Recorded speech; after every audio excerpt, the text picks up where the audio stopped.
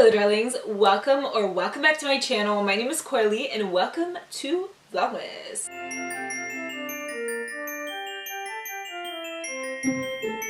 Today we are doing the worst makeup or, you know, beauty adjacent launches of 2021 because this year we saw a lot of questionable, if not jail worthy, incarceration worthy, electric chair releases, and so I figured we'd just wrap them up in a neat and nice video so we could shade every single thing that went wrong this year. Because let's be honest, the beauty market is oversaturated, to say the least. Like, even though I truly believe there is a place for everyone, I do think that it's kind of oversaturated, but at the same time I'm the kind of person who always wants to see something new. So, you know, you can't really complain because there's a lot of dynamics to be worked out about that whole thing. But I made a comprehensive list on my phone.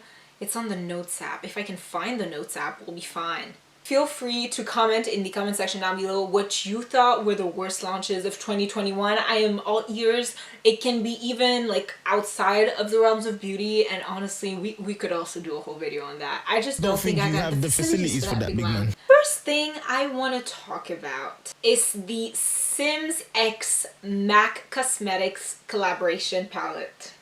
People have talked about this day in and day out. I don't even feel like I have to defend my point, but I need to know who at MAC headquarters said, let's take this recycled palette because we still have a bunch of stock of it. Let's make a super bright, colorful box with, like, you know, the blue of the Sims with the little green thing of the Sims. Like, let's do it all on the box.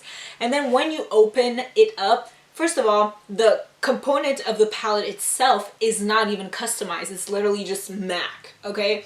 The eyeshadows in the palette is like the farthest thing from The Sims I could ever even imagine. You know, the worst part is opening that box could never prepare you for what you were actually going to see.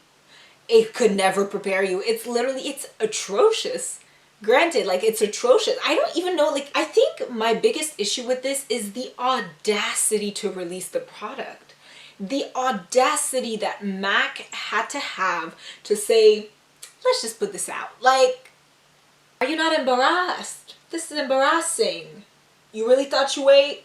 Give me a fucking plate. I don't know. It's beyond me. Let's move on. We don't need to be spending so much time on it. We talked about this previously. This is not something new. I'm pretty sure I talked about this in a rating new releases video. The Hourglass individual, like, pan shadows. First of all, each retail for like 40 Canadian dollars, which it's like the most preposterous thing I have ever witnessed in my entire existence. This is about the size of an Hourglass single eyeshadow. This is like a standard size for a single eyeshadow, and Hourglass is selling something that has the same quantity as this for $39, which surprisingly enough literally defeats the whole purpose of single shadows. The reason why brands started selling like single shadows is that so people could build their own palettes, and by building their own palettes they would save money because they wouldn't buy palettes that they wouldn't use half the shades of, and they would just be able to actually repurchase certain colors when they run out of them. It was just,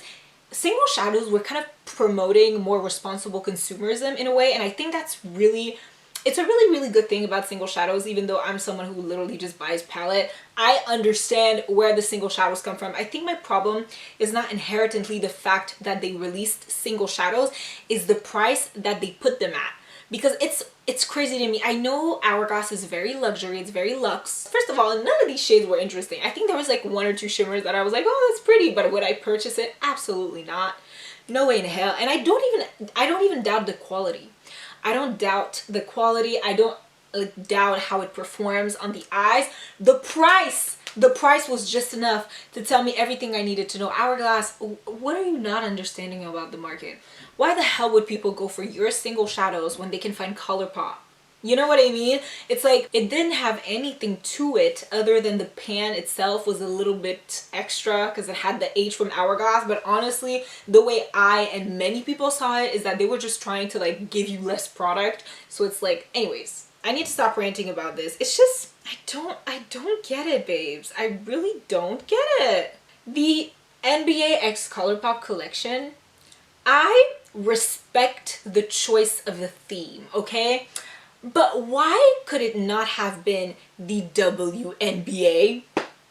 Like, okay, because first of all, I just want to say I hated all of these palettes. Like, when I looked at them, I hated all of them. I could not see myself using any of them. And let's say, like, if I had to, I could. I always could. But would I willingly want to? Absolutely not. It was such like a, like, obviously they were putting the colors of the teams, which are often complementary shades. So, like, on the opposite of the color wheel, for example, Lakers, it was like purple and yellow. And although I love purple, I love yellow, I would not go out of my way to purchase this palette because I have rainbow palettes that have, amongst many other shades, purples and yellows, and those palettes even from Colourpop already. And we know that Colourpop kind of collabs with, you know, everyone under the sun. Like, anyone who's willing to collab with Colourpop, Colourpop will probably collab with them. But I feel like this is such a missed opportunity of getting involved with the WNBA, because these women, some of them obviously don't necessarily like makeup particularly, I'm guessing, but some of them probably love makeup, probably are glam girls, because let's remember, glam girls can be sporty, you know, it's not mutually exclusive, right? Oh my god, there's this one, I don't remember her name, I follow her on TikTok, she's so pretty. She literally is a glam girl. She is obviously a pro basketball player, excellent at that, but she is also a glam girl, and I don't understand why the collab had to be with the NBA and not the WNBA. If we had players in the NBA, a lot of them that were very into makeup or anything like that, I would have understood, but I'm not understanding. Like, literally, you could have had the WNBA promoting your product. That shit would have made so much sense. Anyways, I feel like this is a little bit more, it's a little bit more about me. You know, it's a little bit more of a personal choice, but I would still like to bring it to the table. You know what I'm talking about? Next is Kind Science by Ellen DeGeneres. Ellen DeGeneres has always been a pick-me. Now, I feel like calling her a pick-me is a little bit harder because she is a lesbian, but Ellen DeGeneres has always been like, oh my god, those nails, oh my god, the makeup. Like, you're a woman too, please, like, spare everyone from the misogynistic comments. Like, it's not your place. This woman has been called out for not being the greatest person, and so calling your skincare brand Kind Science when you yourself can't even be kind.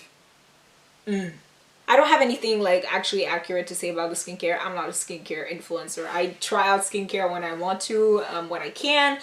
I'm just not that. I'm very much not that, okay? I'm also full beat today. Do you guys like my glam? This is going to be coming up in a future video, so stay tuned. Next is the KVD Planet Fanatic palette. Let's look this shit up. I respect that it's a fully recyclable eyeshadow palette. I do. But listen, KVD has had so many rebrands, I can't even begin to imagine the confusion of employees and customers like myself. Why did you just not choose another name? Like, they tried to rebrand and use the same initials so many times. As long as you keep the same graphics, you could literally change the name of the brand. That's, you know, a discussion for another time.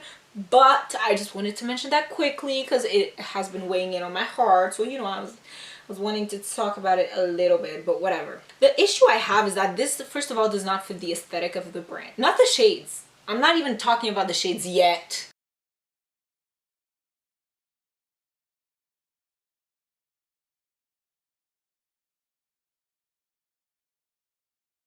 And I say this in the most disrespectful way possible. When the shades are swatched, they don't even look that bad. Like, the shades swatched don't even look bad. But I feel like they're, like, how they were organized in the palette was all wrong.